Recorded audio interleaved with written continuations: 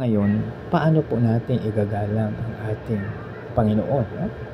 So, ngayon, ang ano doon mga kaibigan, paano natin igalang ang ating Panginoon?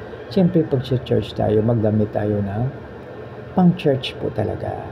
Yung nababagay, no? Kasi kahit sa English language, no? Parang using appropriate words, no?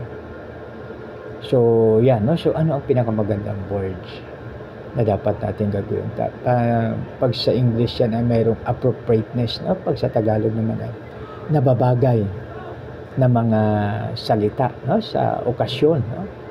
So, gayon, pag sa church tayo, magdamit tayo ng talagang pang-church. Kasi naka-spaghetti, no? So, bawal po yun. Kasi hindi makakonsentrate yung iyong katabi dahil nakatingin sa iyo. So, dapat talagang no? So, igalang na doon sa church ay siya, no? So, doon talaga tayo siya, no? Tinatawag natin na proper ang ating gagawin, no?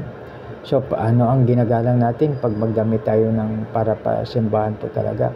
Ginagalang natin yung ating kasama na nag-worship o kaya na nagsasamba. Ginagalang natin ang mga workers doon, ang leader, at lalong-lalo na binibigyan natin ng kalwatihan ang ating Panginoon, no? So, simpleng bagay na yan, pero pagalang, no? O halimbawa naman sa school, punta tayo sa paaralan. So, halimbawa, no? So, pagpasok ng teacher, tayo lahat yan, mag-good morning, o pag-apon, good afternoon.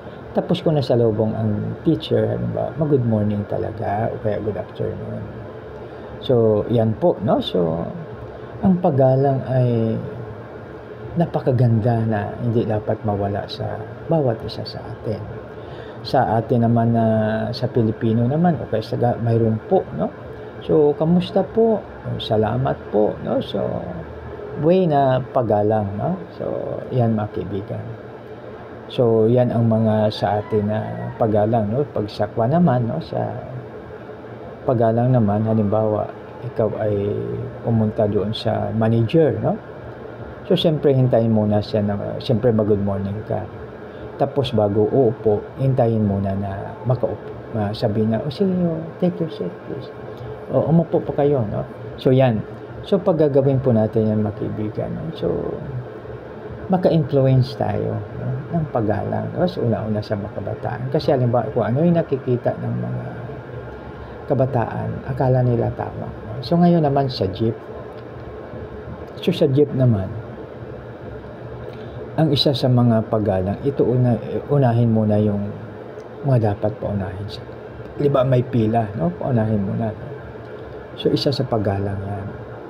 Tapos, yung tinatawag na, sa jeep, no? Sabihin natin, pakiabot po, no? So, isa sa paggalang yan kasi may paki po kayo.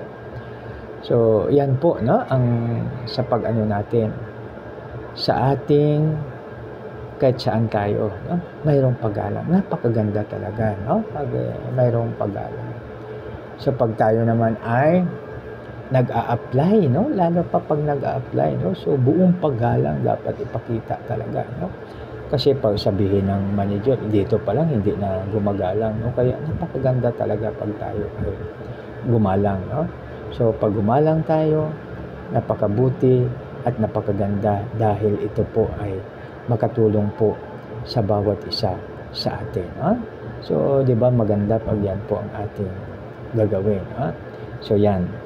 So, dito mga kaibigan, sa ating igalang, tapos sunod naman ay, pero bago yan, paano natin igalang ang ating Panginoon?